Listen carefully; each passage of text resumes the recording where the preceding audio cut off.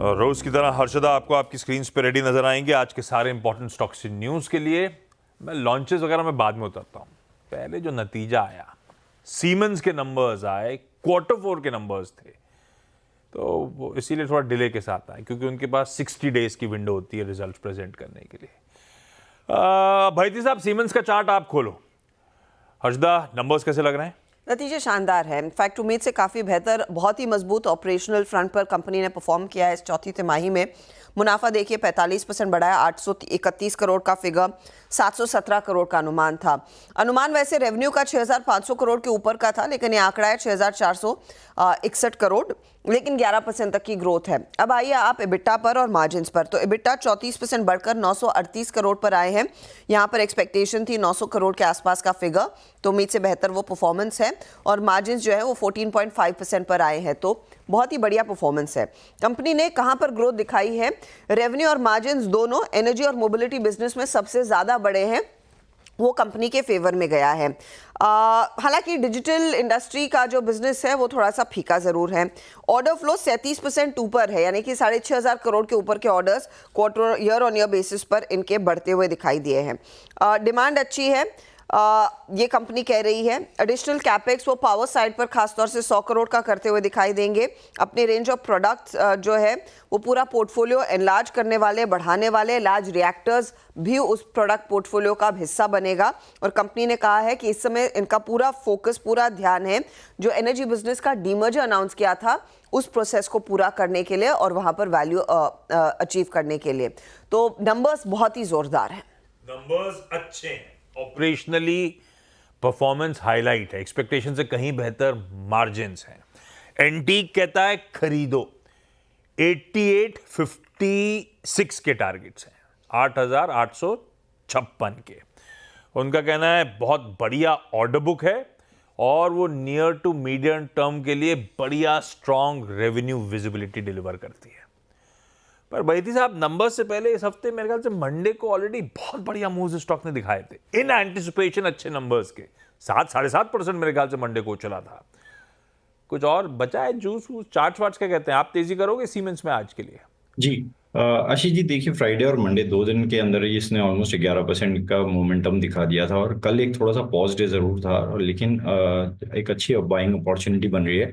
अगर एक बहुत ज्यादा गैप अप खुलता है या 7600 के ऊपर या 7600 के आसपास में खुलता है तो वहां पे नहीं खरीदने की सलाह है। लेकिन अगर इसी जोन में खुलता है, इवन 7300 तक भी अगर मोमेंटम मिलता है, इसमें ओपन होता है, तो वहां से जरूर मोमेंटम चेज करना चाहिए और 7600 के इमीडिएट टारगेट शायद इसमें देखने मिल सकते हैं। जो स्टॉप लॉस इसमें मेंटेन करना चाहिए वो 7150, 7150 का कैसे मेंटेन करें। ओके, सीमेंस टेक्निकली भी फंडामेंटली भी पसंद आ रहा है भाई साहब। फंडामेंटली वो ब्रोकरेज रिपोर्ट जो मैंने एंटीक की हाईलाइट करी, रखिए स्टॉक को रडार पे। दूसरा विप्रो। सावंत साहब, विप्रो आप खोलो, आता हूं आपके पास। हर्षदा, क्या अपडेट्स हैं इसको लेकर? विप्रो का एक इटालियन कंपनी मरेली के साथ 2020 में एक कॉन्ट्रैक्ट साइन हुआ था और वो ही कॉन्ट्रैक्ट अगले 4 सालों के लिए रिन्यू हो रहा है। अब रिपोर्ट्स ये कह रही करीब करीब $100 मिलियन का ये कॉन्ट्रैक्ट है। यहाँ पर बेसिकली कंपनी को क्लाउड इंफ्रास्ट्रक्चर वाली प्रोसेसेस इनके लिए करनी है और उसी पर ध्यान दिया जाएगा। लेकिन IT infra, cloud infra development project है और वो कॉन्ट्रैक्ट रिन्यू हो रहा है। आशीष, वो एक पॉजिटिव है जो आप विप्रो के कॉन्टेक्स्ट में पढ़ेंगे। ये मरेली वही हुआ ना, F1 कार्स में एडवर्टीजमेंट चुपका रहता है मरेली, वही है ना? हाँ ठीक है। विप्रो भाई कॉन्ट्रैक्ट बैक करने के चलते रडार पे रखिएगा। हम लोग अभी चर्चा कर रहे थे आईटी की। बर्नस्टीन की एक रिपोर्ट कहती है बिल्कुल सिमिलर लाइंस पे। वो कहते हैं एक अपसाइकल ट्रेंड की शायद शुरुआत की सुगबुगाहट नजर आती है। बीएफएसआई तो अच्छा परफॉर्मेंस अपन ने क्वार्टर नंबर्स पे देखा ही देखा था। वो कह रहे हैं एआई डील्स भी स्केल अप कर रही हैं और H2 में जो हालात इंप्रूव हो रहे हैं वो FY26 में कंटिन्यू करेंगे। FY26 एक नॉर्मलाइज्ड ईयर हो सकता है आईटी कंपनीज के लिए। तो रीसेंट पेन से उभर रही होंगी ये पूरी की पूरी कंपनीज। डिटेल में आगे बताऊंगा, आगे भी बहुत कुछ कह रहे हैं वो। लेकिन अब चला जाए पहले तो सावंत साहब के पास विप्रो की पोजीशनिंग जानने के लिए। सावंत साहब, खबर अच्छी है, कह लीजिए ऑर्डर बैक किया, क्या करना चाहिए विप्रो में? तो आशीष जी, पहले एक सेक्टर पे व्यू देना चाहूंगा। अगर हम सेक्टर लीडर को देखें, इन्फोसिस एक अहम रेजिस्टेंस पे, तो मैं थोड़ा कॉशियस रहूंगा। विप्रो में स्ट्रेंथ नजर आ रही है डेफिनेटली, एक ब्रेकआउट रेंज पे करीबन 590 के आसपास क्लोज हुआ है। मेरी सलाह होगी कि यहाँ पे आपका जो स्टॉप लॉस होगा वो 575 575 होना चाहिए, और इसको स्टॉप लॉस रख के आप लॉन्ग जा सकते हो, एग्जिस्टिंग लॉन्ग भी होल्ड कर सकते हो। आपको कंफर्टेबली 605 610 के लेवल्स नजर आ सकते हैं। जैसे मैंने शुरुआत में कहा, सेक्टर का जो लीडर है इन्फोसिस एक रेजिस्टेंस पे, तो थोड़ा मैं कॉशियस रहूंगा, क्वांटिटी कम रखूंगा। ओके अच्छा, गाबा सर एक एलटीआई माइंट्री का चार्ट खोलना आप प्लीज। पता है ये बिल्कुल परफेक्ट बुल और वर्सेस बियर केस है। पहले आए नोमुरा, ये खड़ा है स्टॉक 6,500 पे। नोमुरा कहते हैं भाई साहब रिड्यूस करिए, 5,140 के टारगेट्स हैं। वो कह रहे हैं डबल डिजिट ग्रोथ क्रिटिकल है, अगर इसको 17 से 18% इबिट मार्जिन का बैंड जो ये कह रहे हैं अचीव करना है वो अचीव करना पड़े तो मुश्किल हो जाएगा। मॉर्गन स्टैनली उसके सामने कहता है ओवरवेट, हम तो कहते हैं 7,050 के टारगेट्स हैं इसके। सेल्स इंजन दिखा रहा है कि स्ट्रॉन्ग या कह लीजिए डिसेंट मोमेंटम है आगे धंधे में, डील पाइपलाइन अच्छी है, नए एडिशन हो रहे हैं क्लाइंट्स के वगैरह वगैरह वगैरह। तो टसल है दोनों दिग्गज ब्रोकरेज के बीच में एलटीआई माइंट्री के डायरेक्शन को लेकर। गावा सर आप भी कंफ्यूज हो, आप क्लैरिटी के साथ बता रहे हो कुछ करना है इसमें? नहीं, क्लैरिटी के साथ बिल्कुल। अरे परफेक्ट। टेक्निकल चार्ट होता है इसका। जो बाई सिग्नल जनरेट हुआ था वो आया था 6,000 पर, उसका उस समय टेक्निकल टारगेट था 6,400। ये कायम है 6,400 टारगेट। अब थोड़े दिन से 5 दिन से हम एक अच्छाई का मुंह देख रहे हैं, इसको हम ट्रेड कर रहे हैं 6,217 पर। यस, स्टॉप 6.50 का करना पड़ेगा, थोड़ा डीप है, लेकिन 6,400 जो ओरिजिनल टारगेट है वो अब भी वैलिड है, वहां तक जाना चाहिए। स्लो जाएगा, आहिस्ता जाएगा, रुक के जाएगा, पॉज करके जाएगा, लेकिन मेरे हिसाब से LTIM 6,400 जाना चाहिए। ओके रखिए भाई एलटीआई माइंट्री को रडार पे। टसल हो सकता है ब्रोकरेज के जहन पे, लेकिन टेक्निकली गाबा सर को कोई कंफ्यूजन नहीं है स्टॉक को लेकर। अब आइए महिंद्रा एंड महिंद्रा पे, दिखाइए जरा स्क्रीन पे कल का लॉन्च दिखाएंगे डायरेक्टर साहब? क्या दिख तो बढ़िया रहा था यार। दीपाली गई थी इस लॉन्च के लिए चेन्नई। ये कल शाम को चेन्नई में अनवेलिंग हुई है दोनों गाड़ियों की, XEV 9e और BE6e की। दीपाली चेन्नई से सुबह सुबह जुड़ती हुई। पहले आपने तो छुआ होगा, बैठी होंगी, पास से देखा होगा, मजा आया क्या दोनों लॉन्चेस को देख के? कैसी लगी गाड़ियां? बिल्कुल मजा आया आशीष, और जैसे कॉन्सेप्ट मॉडल कंपनी ने दिखाया था उसी तरीके से ये एक्चुअल में दिखती हैं। तो बहुत ही स्टाइलिश लुक्स हैं और बहुत ही डिस्टिंग्विश्ड लुक्स हैं इन दोनों ही गाड़ियों के। और फीचर्स की बात करेंगे तो कंपनी का तो कहना है कि दोनों ही गाड़ियां high on technology, high on safety, high on luxury, high on performance हैं। और अगर आप गाड़ी के अंदर जाएंगे तो आपको मर्सिडीज़ की याद आएगी, क्योंकि काफ़ी कुछ इंटीरियर्स मर्सिडीज़ जैसे हैं। आपको एयरक्राफ्ट कॉकपिट की तरह ऊपर की तरफ ओवरहेड कंसोल मिलता है। तो इस तरीके के लग्जरी फीचर्स दिए हैं, और कंपनी की कोशिश ये है कि डोमेस्टिक मार्केट हो या इंटरनेशनल मार्केट्स हो, दोनों ही मार्केट्स में जो लग्जरी ईवीज आती है मर्सिडीज, BMW, ऑडी की, उनसे ये गाड़ियाँ कम्पीट कर सकें। 5G टेक्नोलॉजी मिल रही है, क्वालकॉम चिप आपको इस गाड़ी में मिल रहा है AI अडेप्टेशन के लिए। ADAS लेवल 2 प्लस फीचर्स मिल रहे हैं। अगर रेंज की बात करेंगे तो 500 से 550 किलोमीटर तक की रेंज इन दोनों गाड़ियों में मिलेगी। 2 बैटरी पैक के साथ ये आ रही है, 59 किलोवाट और 79 किलोवाट। प्राइसिंग हालांकि इंटरेस्टिंग है। तो महिंद्रा का यूजुअल स्टाइल है कि वो कंप्लीट प्राइस लिस्ट शेयर नहीं करते हैं, शुरुआत में सिर्फ स्टार्टिंग प्राइस बताते हैं। तो जो छोटी SUV है BE6e, उसकी कीमत शुरू हो रही है 18,90,000 से, और जो प्रीमियम SUV है जो इस समय हमारे साथ मौजूद भी है, पीछे की तरफ मौजूद है, XEV 9e, इसकी कीमत 21,90,000 से शुरू हो रही है। जो कंप्लीट प्राइस लिस्ट है वो जनवरी एंड में कंपनी शेयर करेगी भारत मंडपम शो के दौरान, यानी जो पहले ऑटो एक्सपो होता था, और फरवरी एंड और साथ ही मार्च फर्स्ट वीक से इनकी डिलीवरीज कंपनी स्टार्ट करेगी।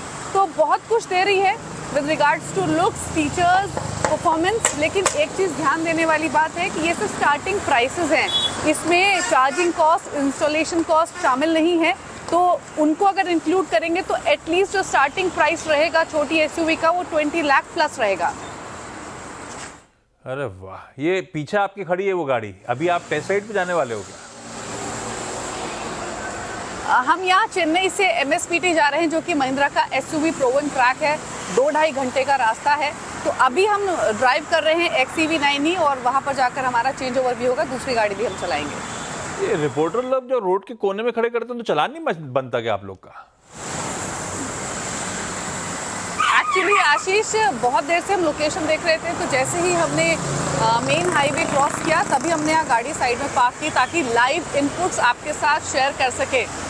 इनफैक्ट चालान की आप सोच रहे हैं, आप रिपोर्टर के एफर्ट को तो देखिए। नहीं, उसकी तो काबिले तारीफ है।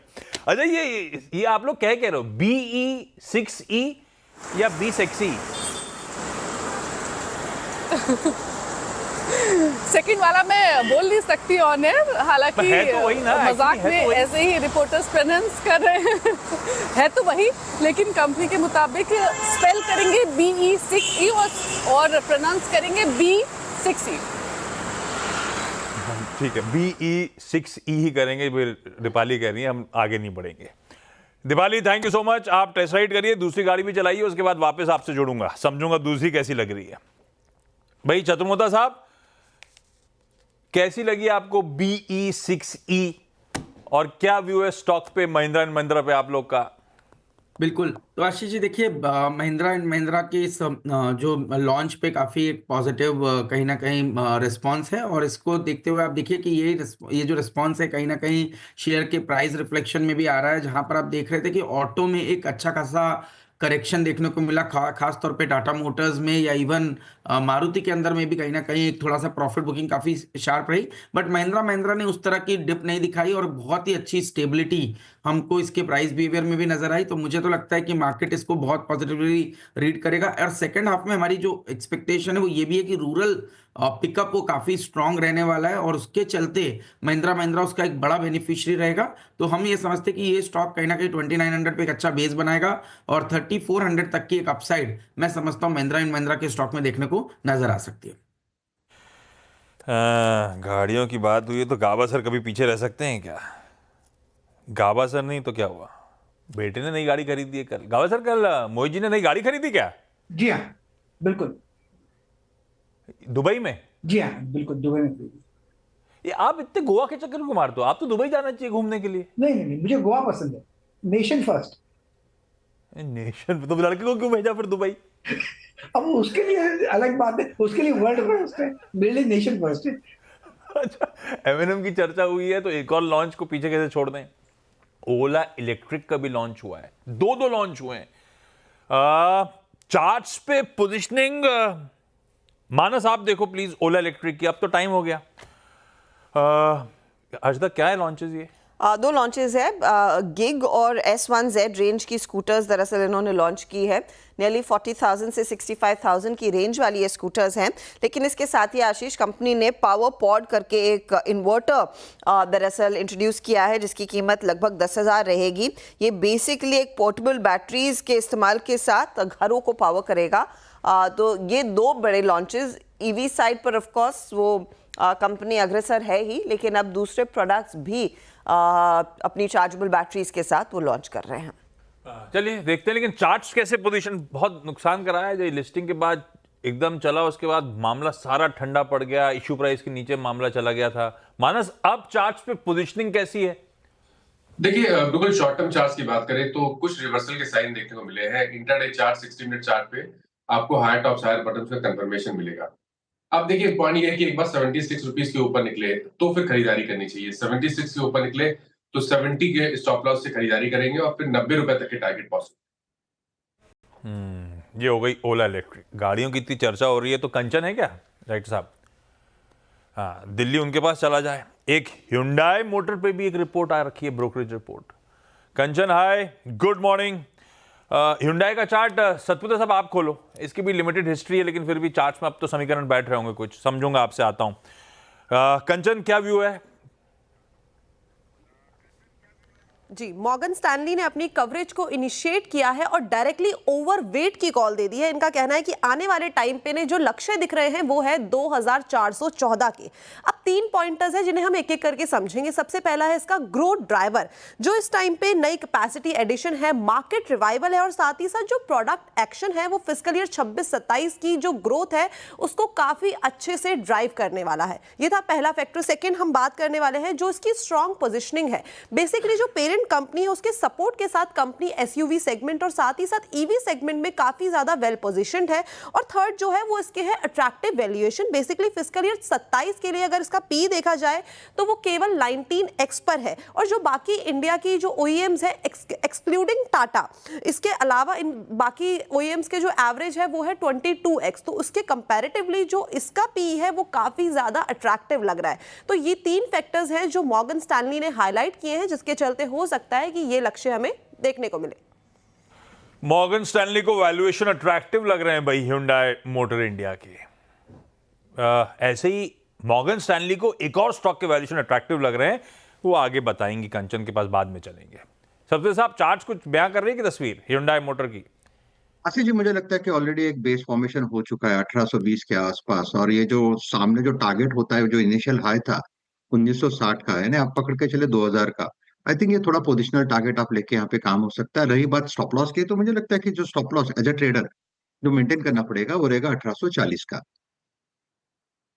ओके, बाकी के स्टॉक्स इन न्यूज हर्षदा कौन कौन से? आशीष, आज एनटीपीसी रेडार पर रहेगा क्योंकि एनटीपीसी ग्रीन के आईपीओ की लिस्टिंग होती हुई दिखाई देगी। उस लिहाज से इंपॉर्टेंट रहेगा कि कैसे ये स्टॉक परफॉर्म करता है। याद रखिएगा ग्रीन का आईपीओ 10,000 करोड़ का था, टोटल 2.4% 4 टाइम्स सब्सक्राइब हुआ था और रिटेल सब्सक्रिप्शन इसमें करीब 3 गुना से ज़्यादा भरे थे, तो वो स्टॉक रेडार पर रखेंगे। अल्ट्राटेक सीमेंट 1000 करोड़ एनसीडीज के जरिए बोर्ड अप्रूवल मिल चुका है फंड रेज का। साथ ही साथ केशोराम इंडस्ट्रीज का जो एक्विजिशन होना था वो एनसीएलटी ने अप्रूव कर दिया है। लूमैक्स ऑटो के लिए डेवलपमेंट है। कंपनी की सब्सिडरी लूमैक्स रिसोर्सेज दरअसल 60% स्टेक के green fuel energy solutions company में ले रही है। 153 करोड़ तक का इन्वेस्टमेंट वहां पर होता हुआ दिखाई देगा। आईओबी के लिए एक बड़ा पॉजिटिव है, बड़ी रिलीफ है। 1238 करोड़ का जो देनदारी थी आईटी डिपार्टमेंट की तरफ से, वो एक रिफंड आता हुआ दिखाई दिया है राधव, तो वो स्टॉक उस लिहाज से ज्यादा इंपॉर्टेंट है आज वॉच करने के लिए। कल न्यू इंडिया एश्योरेंस के लिए इस तरह की डेवलपमेंट थी, स्टॉक 5-5.5% चला था। डाबर को थोड़ा सा झटका लग रहा है। 320 करोड़ तक की एक टैक्स डिमांड है जीएसटी की तरफ से।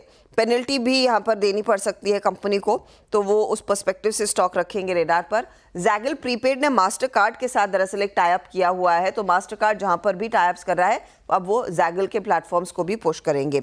IRCTC एक ब्लैक फ्राइडे सेल लॉन्च कर रहा है। मेरे को बहुत ही इंटरेस्टिंग लगा क्योंकि ब्लैक फ्राइडे का भारत से कोई लेना देना नहीं है, ये लार्जली यूएस अमेरिकी मार्केट्स में मनाया जाता है। लेकिन IRCTC बेसिकली अपने एयरलाइन बुकिंग को पुश करना चाहता है, तो इनकी जो ऐप वाली जो वेबसाइट है वहाँ पर दरअसल 100% फेवर मिलेगा आपको कन्वीनियंस फी से, तो कुछ ट्रैक्शन लाने की शायद यहाँ पर कोशिश है IRCTC की तरफ से। बिल्कुल, एक्चुअली अब आजकल टाइम ऐसा आ गया है, इस बार दिवाली और हैलोवीन सेम डे पर थी, बच्चे ज़्यादा हैलोवीन सेलिब्रेट कर रहे हैं तो अब ठीक है, ब्लैक फ्राइडे भी आएगा ही इंडिया में, अब क्या कर सकते हैं। बात नहीं कर रहा हूँ क्योंकि सबको तैयार, मैं लड़के को भी जाना नीचे ट्रिक और ट्रीट के लिए, मना करा रहे दिवाली है बैठो घर पे यार लेकिन ठीक है। अच्छा, एनटीपीसी धर्मेश, आईपीओ की मेरे ख्याल से वो प्राइसिंग के बाद से नर्वसनेस शुरू हुई स्टॉक में और ये 450 वाला ठंडा पड़ते ही चला गया। अब तो 90-100 रुपए ऊपर से करेक्ट कर गया है।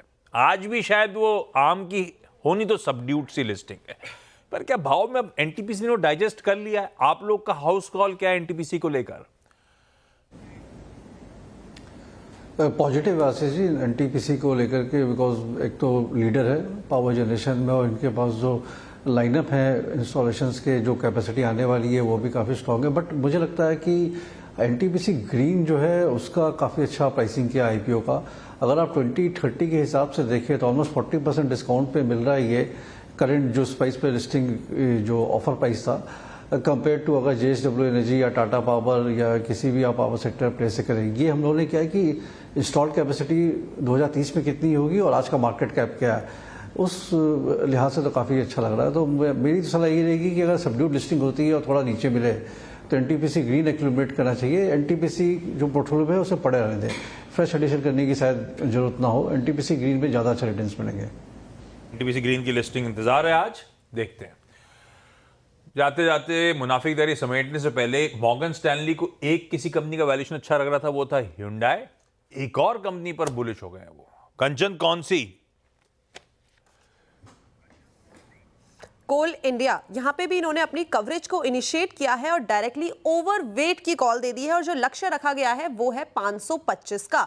इनका कहना है कि जिस तरीके से हम पावर डिमांड देख रहे हैं वो बढ़ती जा रही है, आने वाले सालों में पावर डिमांड में हमें और भी ज्यादा इजाफा देखने को मिल सकता है, जिसके चलते जो वॉल्यूम्स है और साथ ही साथ जो ग्रोथ है उसको अच्छा खासा सपोर्ट मिलता हुआ नजर आएगा। लेकिन एक थोड़ा सा कंसर्निंग फैक्टर है कि जो हेल्दी ऑपरेटिंग कैश फ्लो के चलते डिविडेंड और केपेक्स है उसमें हो सकता है कि मीडियम टर्म में हमें थोड़ा सा रिस्क देखने को मिले, but at the same time जो फिस्कल ईयर 26 के लिए पीबी है वो 2.1x पे ट्रेड कर रहा है और जो पी है वो 6.8x पे ट्रेड कर रहा है, जो कि इस टाइम पे काफी ज्यादा अट्रैक्टिव नजर आ रहा है। बिल्कुल ठीक है। तो अगर अच्छी फंडामेंटली स्ट्रॉन्ग कंपनी जो आकर्षक मूल्यांकन पे खड़ी हुई है वो ढूंढ रहे हैं आप, तो मॉर्गन स्टैनली मानता है वो Hyundai मोटर हो सकता है, वो कोल इंडिया हो सकता है, जिनको आप अपने रडार पे रख सकते हैं लंबी अवधि के लिहाज से। इस नोट पर मुनाफे की तैयारी समेटने का वक्त, छोटा सा ब्रेक के उस पार आज का पहला सौदा।